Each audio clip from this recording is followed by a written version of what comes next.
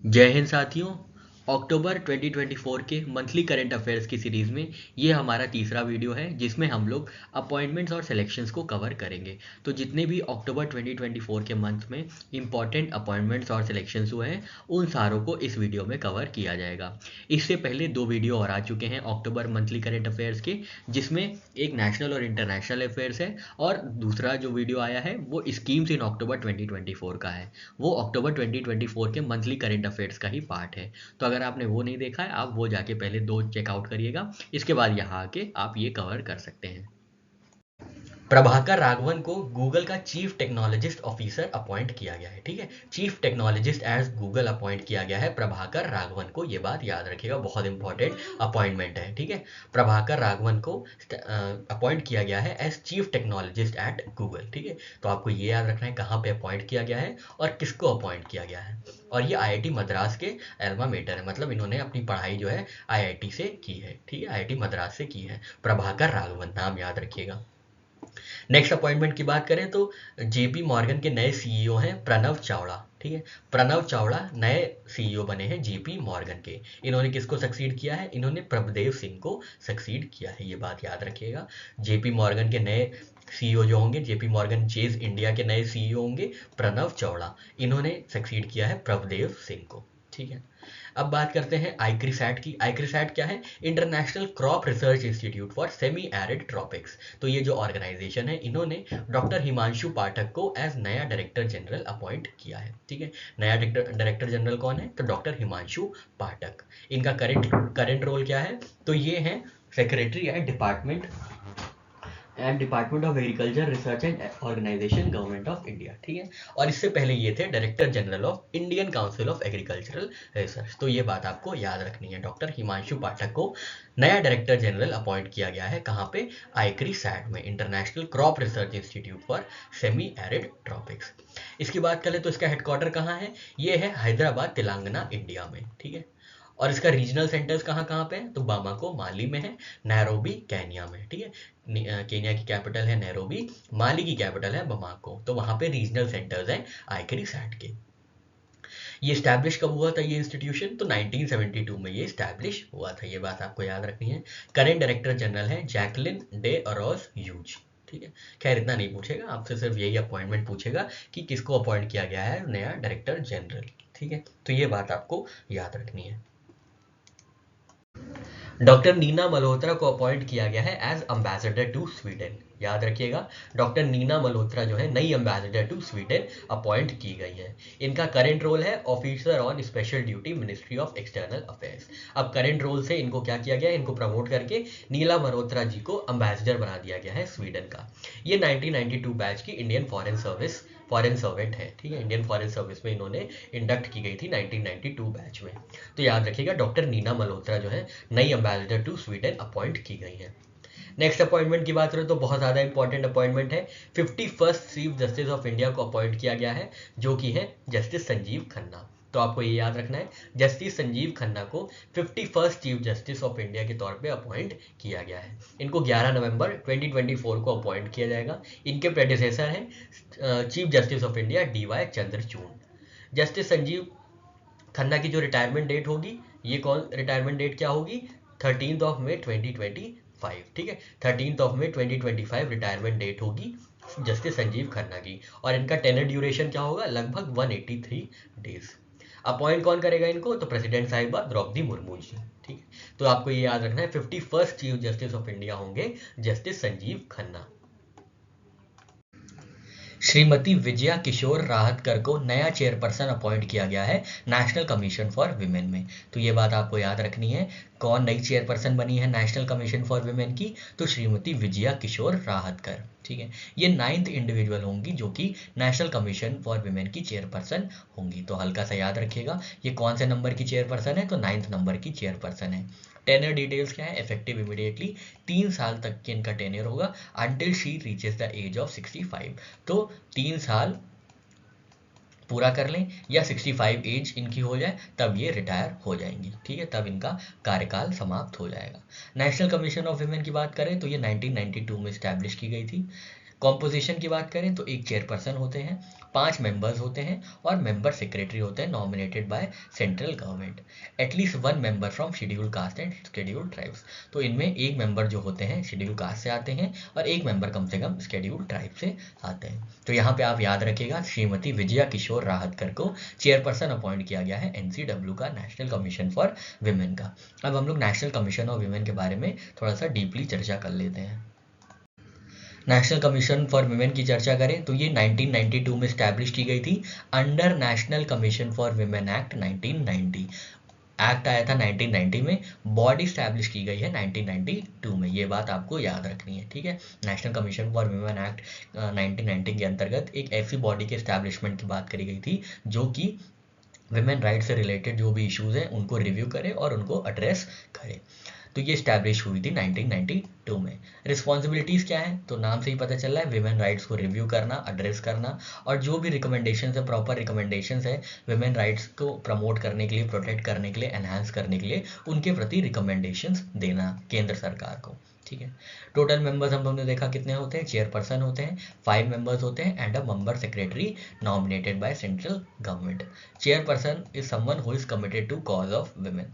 Term duration क्या होता है, 3 years for chairperson and all members, ठीक है। रिमूवल कंडीशंस क्या होती है, किस कंडीशन पे रिमूव किया जाता है, अगर कोई मेंबर या चेयरपर्सन इंसॉल्वेंट हो, पेड एम्प्लॉयमेंट अपॉर्चुनिटीज़ सीख करे outside duties, incapacity to act है या अनसाउंड माइंड का है, अब्यूज ऑफ ऑफिस करता है या कन्विक्शन फॉर मॉरल टर्पिट्यूड। तो ये कुछ कंडीशंस हैं रिमूव करने की। यहाँ पे देख लेते हैं कि कौन कौन नेशनल कमीशन ऑफ वुमेन के चेयरपर्सन्स रहे हैं। तो हमने देखा था 9th श्रीमती विजया किशोर राहतकर जो हैं, ये 9th नंबर की नेशनल कमीशन फॉर वुमेन है। इससे पहले जो थी वो रेखा शर्मा जी थी, जिनका अपॉइंटमेंट 2018 में हुआ था और कार्यकाल 2024 में खत्म हुआ था। रेखा शर्मा जी के पहले ललिता कुमार मंगलम थी, जो कि 2014 से 2017 के बीच में थी। 2011 से 2014 के बीच में ममता शर्मा जी थी। फिर उनसे पहले 2005 से 2011 तक गिरिजा व्यास जी थी। पूर्णिमा आडवाणी जी का जो कार्यकाल था ये 2002 से 2005 तक था। विभा पार्थ सारथी जी 1999 से 2002 तक इन्होंने नेशनल कमीशन फॉर वुमेन की चेयरपर्सन का पद संभाला था। वी मोहिनी गिरी 1995 से 1998 तक चेयरपर्सन रही थी। और पहली जो चेयरपर्सन थी वो जयंती पटनायक जी थी, जिन्होंने 1992 से 1995 तक ये ऑफिस होल्ड किया था। यूपीपीसीएस अगर आपने दिया होगा तो आपको याद होगा, शायद 2019 या 20 में क्रम में लगाने को आया था कि अरेंज करें नेशनल कमीशन फॉर वुमेन के चेयरपर्सन्स को, तो उसमें ऑर्डर के साथ लगाना था, क्रम से लगाना था एज पर दी अपॉइंटमेंट। तो पहले किसका अपॉइंटमेंट हुआ था और लास्ट में किसका अपॉइंटमेंट हुआ था, नेशनल कमीशन फॉर वुमेन की चेयरपर्सन का। तो आपको इसलिए ये पूरी लिस्ट प्रोवाइड कर दी गई है। अभ्युदय जिंदल को नया प्रेसिडेंट अपॉइंट किया गया है इंडियन चैम्बर ऑफ कॉमर्स का, याद रखिएगा, ठीक है। अभ्युदय जिंदल को क्या बनाया गया है, नया प्रेसिडेंट बनाया गया है इंडियन चैम्बर ऑफ कॉमर्स का। करेंट पोजीशन क्या है अभ्युदय जिंदल की, तो ये मैनेजिंग डायरेक्टर है जिंदल स्टील स्टेनलेस लिमिटेड में। जिंदल स्टेनलेस लिमिटेड में मैनेजिंग डायरेक्टर की पोजीशन पे हैं अभ्युदय जिंदल। अब वो क्या हो गए हैं, अब नए प्रेसिडेंट हो गए हैं इंडियन चैम्बर ऑफ कॉमर्स के। इंडियन चैम्बर ऑफ कॉमर्स के बारे में बात कर लें तो ये 1925 में फॉर्म हुआ था इंडियन चैम्बर ऑफ कॉमर्स, और हेडक्वार्टर है इसका कोलकाता, ठीक है।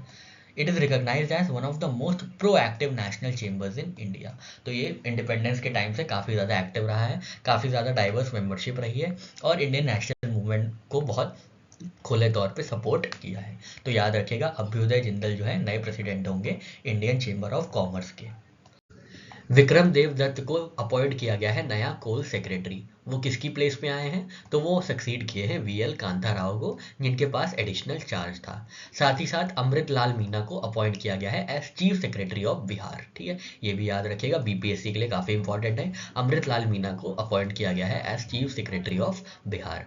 नेक्स्ट अपॉइंटमेंट की बात करें तो अजय कुमार सिंह को अपॉइंट किया गया है as director general of police Jharkhand, ठीक है। डीजीपी अपॉइंट किया गया है झारखंड का अजय कुमार सिंह को। इन्होंने किसको सक्सीड किया है, इन्होंने अनुराग गुप्ता जी को सक्सीड किया है, ठीक है। कल के करंट अफेयर्स में हम लोग ने देखा था कि पाकिस्तान ने 26th कॉन्स्टिट्यूशनल अमेंडमेंट एनैक्ट किया है, जिसके अंतर्गत क्या होगा, अब जो चीफ जस्टिस है वहाँ पे उनका कार्यकाल 3 साल के लिए सीमित कर दिया गया है। तो इसी 26th कॉन्स्टिट्यूशनल अमेंडमेंट एक्ट पे काम करते हुए जस्टिस यहाया अफरीदी को अपॉइंट किया गया है as next chief justice of Pakistan. ये हल्का सा याद रखिएगा, हो सकता है अपॉइंटमेंट में आपसे पूछ ले। जस्टिस यहाया अफरीदी को जो है पाकिस्तान का नया चीफ जस्टिस अपॉइंट किया गया है। पार्थ प्रतिम सेन गुप्ता को एमडी और सीईओ बनाया गया है बंधन बैंक का। ठीक है, तो हल्का सा याद रखिएगा। अगर आप बैंक के कोई एग्जाम दे रहे हैं तो स्पेसिफिकली याद रखिएगा, वरना बस ऐसे ही पासिंग न्यूज़ की तरह देख लीजिएगा कि पार्थ प्रतिम सेन गुप्ता को एमडी और सीईओ बनाया गया है बंधन बैंक का 3 साल के लिए, और ये सक्सीड करेंगे चंद्रशेखर घोष जी को। ठीक है, चंद्रशेखर घोष जी को ये सक्सीड करेंगे। नेक्स्ट अपॉइंटमेंट है अमित कुमार को अपॉइंट किया गया है as chairman and managing director of AI assets holding company limited. AI assets holding limited के जो चेयरमैन होंगे और मैनेजिंग डायरेक्टर होंगे वो अमित कुमार जी होंगे। नेक्स्ट है रश्मिका मंदाना को अपॉइंट किया गया है national ambassador for cyber safety. ये इंपॉर्टेंट है, ध्यान दीजिएगा। National brand ambassador for cyber safety किसको अपॉइंट किया गया है, तो रश्मिका मंदाना जी को अपॉइंट किया गया है। किसने अपॉइंट किया है, तो मिनिस्ट्री ऑफ होम अफेयर्स ने ये अपॉइंटमेंट किया है।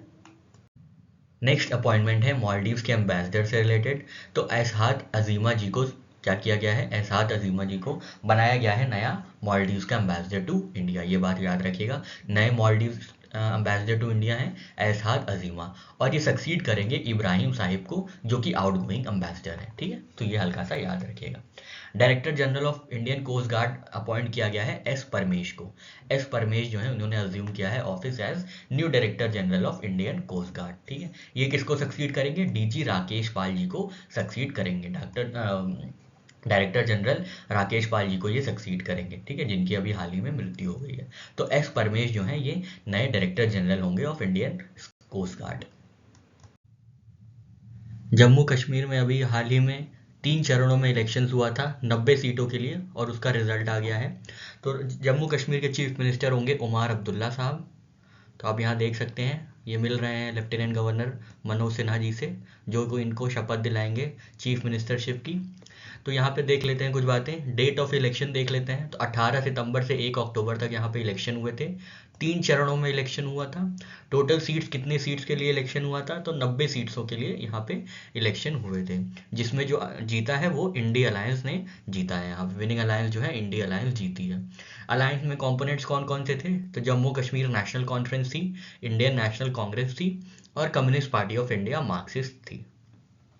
इन्होंने कितनी सीट जीती है इंडिया अलायंस ने, तो इंडिया अलायंस ने 49 सीट्स जीती हैं। इंडिया अलायंस ने 49 सीट्स जीती हैं, और हाईएस्ट सीट्स जीती है जम्मू कश्मीर नेशनल कॉन्फ्रेंस ने। तो इन्हीं के नेता हैं उमर अब्दुल्ला, जो कि चीफ मिनिस्टर यहाँ पे बनेंगे।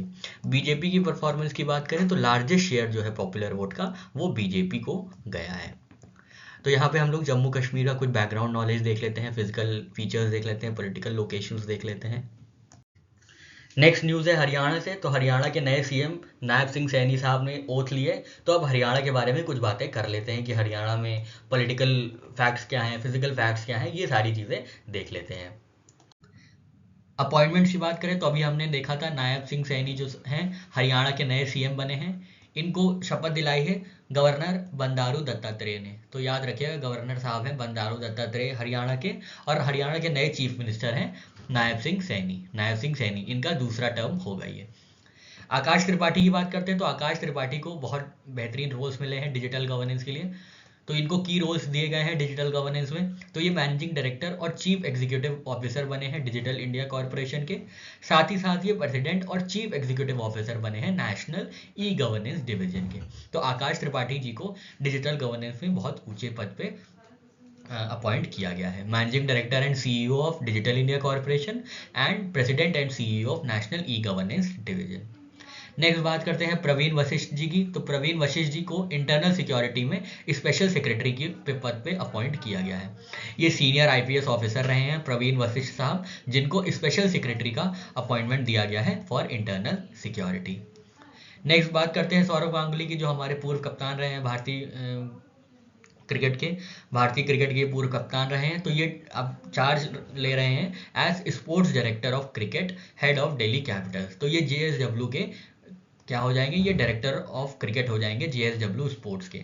जेएसडब्ल्यू स्पोर्ट्स के डायरेक्टर ऑफ क्रिकेट कौन हो जाएंगे, तो सौरव गांगुली साहब हो जाएंगे। ठीक है, नेटवेस्ट की ट्रॉफी अगर आपको पता होगा 2003 में नेटवेस्ट की ट्रॉफी खेली गई थी, तो वहाँ पे सौरव गांगुली जी ने अपनी टी शर्ट निकाल के मतलब खूब अपना सेलिब्रेट किया था। ठीक है, तो हल्का सा ये मतलब ऑफ टॉपिक हो गए, माफ कीजिएगा। तो ये सौरव गांगुली हैं जिनको चार्ज दिया गया है as director of cricket for JSW sports. Forbes ने इंडिया 100 रिचेस्ट 2024 की लिस्ट निकाली है, तो देख लेते हैं। टॉप पोजीशन पे है मुकेश अंबानी जी, जो कि रिलायंस इंडस्ट्रीज के चीफ मैनेजिंग डायरेक्टर हैं। सेकंड पोजीशन में है गौतम अदानी जी, जो कि चेयरमैन हैं अदानी ग्रुप के। थर्ड पोजीशन पे हैं सावित्री जिंदल, जो कि मैट्रियार्क हैं ओपी जिंदल ग्रुप की। ओपी जिंदल ग्रुप को ये बिलोंग करती है सावित्री जिंदल। ठीक है, शिव नादर की रैंक फोर्थ हो गई है, इनकी रैंक जो है थर्ड थी इन 2023। अब ये इनको सरपास कर लिया है सावित्री जिंदल जी ने। ठीक है, तो हल्का सा याद रखिएगा। वैसे फोर्ब्स से ज़्यादा कोई सवाल आता नहीं है, फिर भी आप एक बार देख लीजिएगा। महेंद्र सिंह धोनी बने हैं गरुड़ एयर स्पेस के ब्रांड एम्बेसडर। ठीक है, हल्का सा याद रखिएगा। गरुड़ एयर स्पेस के ब्रांड एम्बेसडर कौन है, तो महेंद्र सिंह धोनी इसके ब्रांड एम्बेसडर हैं। उत्कर्ष स्मॉल फाइनेंस बैंक के नए ब्रांड एम्बेसडर बनी है मेरी कॉम और सुनील छेत्री। मेरी कॉम बॉक्सर है, ओलंपिक बॉक्सर है, और सुनील छेत्री इंडिया के फुटबॉल टीम के कैप्टन रहे हैं। ठीक है, ये थर्ड हाईएस्ट गोल स्कोरर हैं इन वर्ल्ड। ठीक है, तो ये बात बहुत इंपॉर्टेंट, ये फक्र करने वाली बात है, एकदम प्राउड वाली बात है। सुनील छेत्री साहब जो है बेहतरीन एक फुटबॉल प्लेयर रहे हैं और फॉर्मर इंडियन फुटबॉल टीम के कैप्टन भी रहे हैं। ठीक है, अभी हाल ही में इन्होंने रिटायरमेंट ली है। तो ये हमने कुछ ऐसे एक्स्ट्रा करंट अफेयर्स देख लिए हैं। मनीष तिवारी को अपॉइंट किया गया है as managing director of Nestle India limited. तो आपको याद रखना है कि मनीष तिवारी जो हैं उनको अपॉइंट किया गया है as managing director of Nestle India limited. उन्होंने किसको सक्सीड किया है, उन्होंने सुरेश नारायणन जी को सक्सीड किया है। ठीक है, उन्होंने सुरेश नारायणन जी को सक्सीड किया है, जो कि करंट चेयरमैन और मैनेजिंग डायरेक्टर हैं। ठीक है, मनीष तिवारी कहाँ पे हुए हैं, तो नेस्ले इंडिया लिमिटेड में ये अपॉइंट हुए हैं एज मैनेजिंग डायरेक्टर। ठीक है, तो सिर्फ इतना याद रखना है। बढ़ते हैं आगे। अपॉइंटमेंट में सबसे इंपॉर्टेंट अपॉइंटमेंट है एयर मार्शल एसपी धारकर साहब का, जिनको अपॉइंट किया गया है as vice chief of air staff. ठीक है, vice chief of air staff बने हैं एयर मार्शल एसपी धारकर। ठीक है, एसपी धारकर। इन्होंने किसको सक्सीड किया है, इन्होंने अमरप्रीत सिंह को सक्सीड किया है, जो कि अब चीफ ऑफ एयर स्टाफ बन गए। ठीक है, चीफ ऑफ एयर स्टाफ कौन है, अमरप्रीत सिंह। वाइस कौन है, vice chief of air staff कौन है, तो vice chief of air staff SP Dharkar है। ठीक, ये हमारा पहला अपॉइंटमेंट हुआ। दूसरा अपॉइंटमेंट है बीसीसीआई ने एंटी करप्शन यूनिट में अपना नया अपॉइंटमेंट किया है, चीफ को अपॉइंट किया है। तो नए चीफ बने हैं एंटी करप्शन यूनिट के बीसीसीआई के शरद कुमार जी। ठीक है, शरद कुमार जी जो है नए एंटी करप्शन यूनिट के चीफ हैं। ठीक है, और ये एंटी करप्शन यूनिट कहाँ है, ये बीसीसीआई में है। ठीक है, इन्होंने किसको सक्सीड किया है, इन्होंने के मिश्रा को सक्सीड किया है। ठीक है, ये बात याद रखिएगा, इन्होंने क्या किया है, के मिश्रा जी को सक्सीड किया है।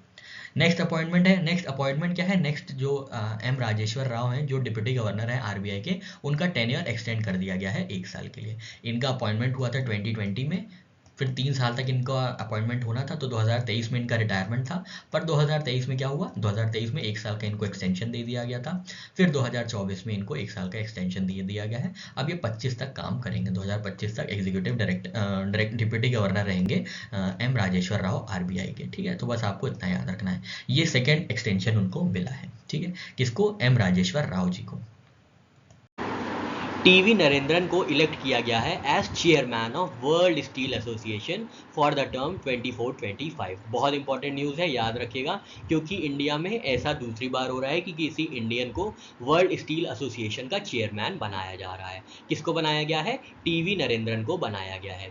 इनकी करंट पोजीशन क्या है, तो ये सीईओ और एमडी हैं टाटा स्टील के। ठीक है, तो याद रखिएगा ये किससे एफिलिएटेड है या किससे बिलोंग करते हैं, कहाँ पे एसोसिएटेड है, तो ये चीफ एग्जीक्यूटिव ऑफिसर और मैनेजिंग डायरेक्टर है टाटा स्टील के। कौन, टीवी नरेंद्रन, थाचट विश्वनाथ नरेंद्रन। ठीक है, थाचट विश्वनाथ नरेंद्रन, टीवी नरेंद्रन, ये इलेक्ट किए गए हैं as chairman of world steel association. किसको सक्सीड किया है इन्होंने लियोन टोप्लियान को सक्सीड किया है, जो कि यूएसए के हैं। ठीक है, लियोन टोप्लियान को इन्होंने सक्सीड किया है टीवी नरेंद्रन साहब ने। इससे पहले जो थे सज्जन जिंदल जो थे इंडिया के, वो चेयरमैन बने थे वर्ल्ड स्टील एसोसिएशन के 2021-22 में। ठीक है, तो TV Narendran becomes second Indian to hold the position of chairman of world steel association. इससे पहले सज्जन जिंदल जी ने 2021-22 में चेयरमैनशिप संभाली थी इंडिया की तरफ से, ये बात याद रखिएगा। मनोज कुमार दुबे जी को अपॉइंट किया गया है as chairman and managing director and chief executive officer of Indian railway finance corporation, तो ये बात याद रखिएगा। आईआरएफसी के चेयरमैन कौन बन गए हैं? मनोज कुमार दुबे जी, जिन्होंने सक्सीड किया है शैली वर्मा जी को। ठीक है, शैली वर्मा जी को इन्होंने सक्सीड किया है। अब ये जो सीईओ एमडी रहेंगे, सीएमडी रहेंगे 5 सालों के लिए आईआरएफसी के, मनोज कुमार दुबे जी। नेक्स्ट अपॉइंटमेंट है कैप सिन्हा का अपॉइंटमेंट। के ए पी सिन्हा साहब जो हैं ये अपॉइंट किए गए हैं as 43rd chief secretary of Punjab. तो पंजाब के चीफ सेक्रेटरी बने हैं के ए पी सिन्हा। इनको सक्सीड किया है इन्होंने सक्सीड किया है अनुराग वर्मा जी को, तो ये बात याद रखिएगा। 8वें प्रेसिडेंट इंडोनेशिया के अपॉइंट किए गए हैं प्रबोवो सुबियांतो, याद रखिएगा। प्रबोवो सुबियांतो जो हैं ये 8वें राष्ट्रपति हैं इंडोनेशिया के। इंडोनेशिया के 8वें राष्ट्रपति बने हैं प्रबोवो सुबियांतो। इन्होंने सक्सीड किया है जोको विडोडो को।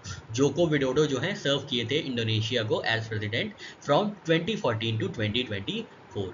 2014 से 2024 का कार्यकाल था जोको विडोडो का। इसके बाद उनको सक्सीड किया गया है प्रबोवो सुबियांतो द्वारा, जो कि 8वें राष्ट्रपति होंगे इंडोनेशिया के।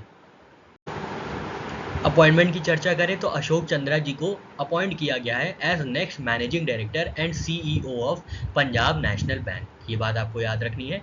पंजाब नेशनल बैंक के नए मैनेजिंग डायरेक्टर और सीईओ कौन होंगे? तो अशोक चंद्रा जी होंगे। ये सक्सीड करेंगे अतुल कुमार गोयल जी को, ये बात भी याद रखिएगा। ठीक है, अतुल कुमार गोयल जी को सक्सीड करेंगे Ashok Chandra ji as next managing director and CEO of PNB. Next बात करते हैं भारती एयरटेल की। तो भारती एयरटेल ने अपॉइंट किया है शाश्वत शर्मा को एज एमडी एंड सीईओ। ठीक है, शाश्वत शर्मा जी को अपॉइंट किया गया है as MD and CEO of Bharti Airtel. ये किसको सक्सीड करेंगे? ये सक्सीड करेंगे गोपाल वित्तल जी को। गोपाल वित्तल जी को सक्सीड करके शाश्वत शर्मा जी क्या बन जाएंगे? MD and CEO of Bharti Airtel. ये करेंट अभी चीफ ऑपरेटिंग ऑफिसर रहे हैं एयरटेल, भारती एयरटेल के। ठीक है,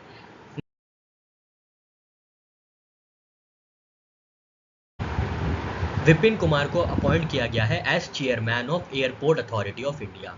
तो याद रखना है आपको, विपिन कुमार जी को अपॉइंट किया गया है as chairman of airport authority of India. ठीक है, एयरपोर्ट अथॉरिटी ऑफ इंडिया किसको अपॉइंट किया गया है? तो ये विपिन कुमार जी को अपॉइंट किया गया है।